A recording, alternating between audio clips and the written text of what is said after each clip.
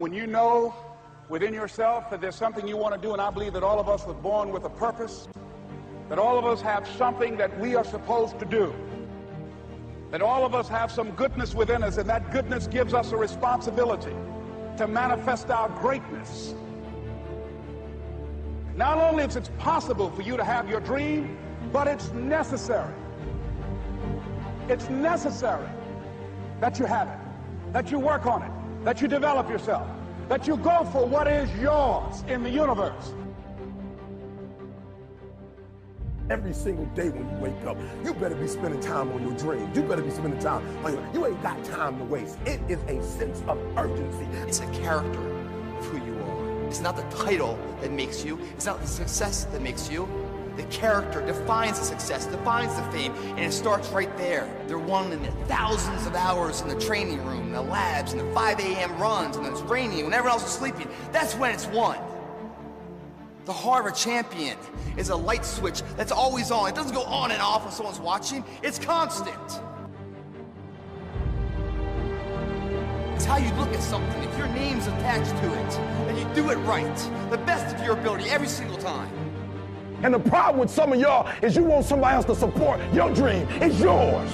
I don't owe you a dime. It's your dream. If you want it to happen, get your butt up and make it happen. If you want it to happen, rise and grind. That if you want a thing bad enough to go out and fight for it, to work day and night for it, to give up your time, your peace, and your sleep for it, if all that you dream and scheme is about it, and life seems useless and worthless without it, and if you gladly sweat for it and fret for it and plan for it and lose all your terror of the opposition for it, and if you simply go after this thing that you want with all of your capacity, strength and sagacity, faith, hope, and confidence, and stern pertinacity, if neither cold poverty, famish, or gulf, sickness or pain of body and brain can keep you away from the thing that you want. And the title of 2013, three-time Mr. Olympia, Phil Heath.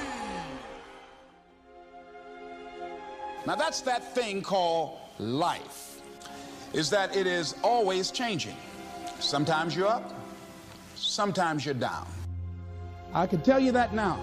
Be aware of that. Things are not going to work out exactly right. For a time they will, sometimes. And that's when life is just playing a game with you.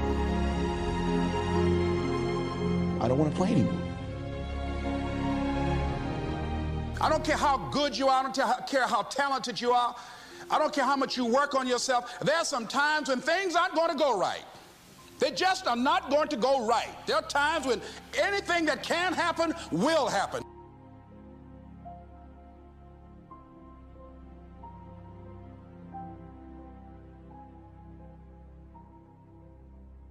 But during those down moments, that's where the growth takes place.